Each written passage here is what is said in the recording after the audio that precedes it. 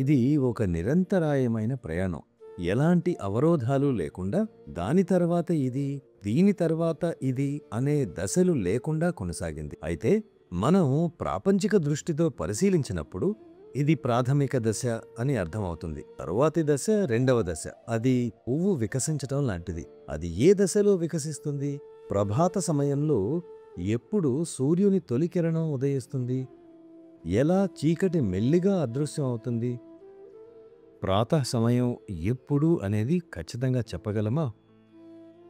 It's so spiritual journey is also somewhat like that. ఆధ్యాత్మిక ప్రయాణం కూడా దాదాపు అలాంటిదే. యువకులు తమ జీవన గమనంలోని నూతన దశలోనికి ప్రవేశించినట్లుగా ఐఐఎం బెంగళూరులో చదివే మన ముందున్న ఈ అబ్బాయిలు, అమ్మాయిలలాగానే ఈ వయసులోనే నా ప్రయాణం కూడా మొదలైంది. I started then when I was in college. నా కళాశాల రోజుల్లో నేను దీన్ని ప్రారంభించాను. ఆ రోజుల్లో ఆధ్యాత్మికత పట్ల నా దృష్టి అంతర్ప్రవాహంగా ఉండేది, ఒక అన్వేషకునిగా.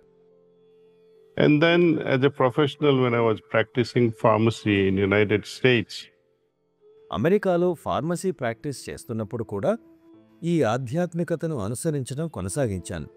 అయితే నేనెప్పుడూ కూడా ప్రాపంచిక జీవితాన్ని, ఆధ్యాత్మిక జీవనాన్ని వేరుగా భావించలేదు. అవి రెండూ కూడా చక్కగా సమ్మిళితమై కొనసాగాయి. ఆ రెండింటి మధ్య ఒక చక్కని సమతుల్యత కొనసాగింది.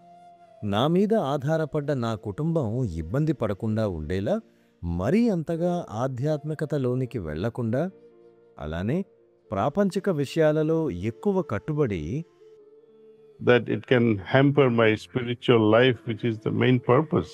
నా ముఖ్య లక్ష్యమైన ఆధ్యాత్మిక జీవితాన్ని ఆటంకపరిచేలా కాకుండా, లేకపోతే మళ్ళీ మళ్ళీ ఈ జనన మరణ చక్రంలోనే తిరుగుతూనే ఉంటాం.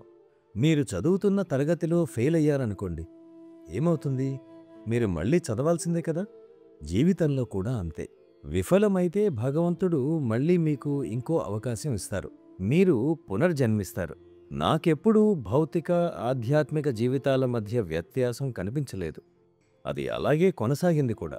అదృష్టవశాత్తు లేక దురదృష్టవశాత్తు ఈ హార్ట్ఫుల్నెస్ మార్గానికి మార్గదర్శకత్వం వహించడం అనేది నా బాధ్యతగా అయింది. నాకు ముందున్న గురువర్యులు వారు ఈ లోకం నుండి నిష్క్రమించే ముందు, ఇక నుంచి నీవు దీన్ని ముందుకు తీసుకుని వెళ్ళాలి అని చెప్పారు. వారి ఆశీస్సులతో నేను దీన్ని ఇప్పటి వరకు అలాగే కొనసాగిస్తూ ఉన్నాను. అదేవిధంగా నేను నేర్చుకున్నదే ఆచరిస్తూ దాన్నే నేను ప్రపంచంతో పంచుకుంటున్నాను.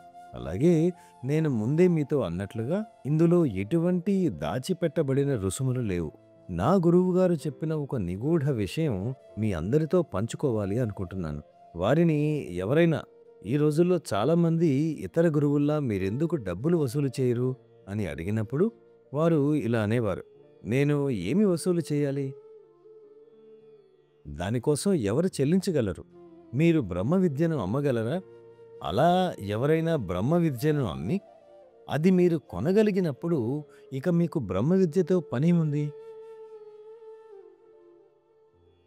కాబట్టి జీవితంలో అత్యంత విలువైన దాన్ని ఎటువంటి ధర విధించకుండా పొందాలి.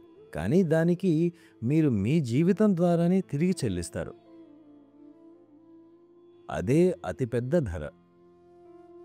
Because everything that we do, జీవితంలో మనం చేసే ప్రతి పని, అది చదువు గాని, కుటుంబంతో గడపడం గాని, వైవాహిక జీవితం గడపడం గాని, ఏదైనా సరే, దాని అంతర్లీన ఉద్దేశం ఆధ్యాత్మిక ప్రేమే అయి ఉంటుంది.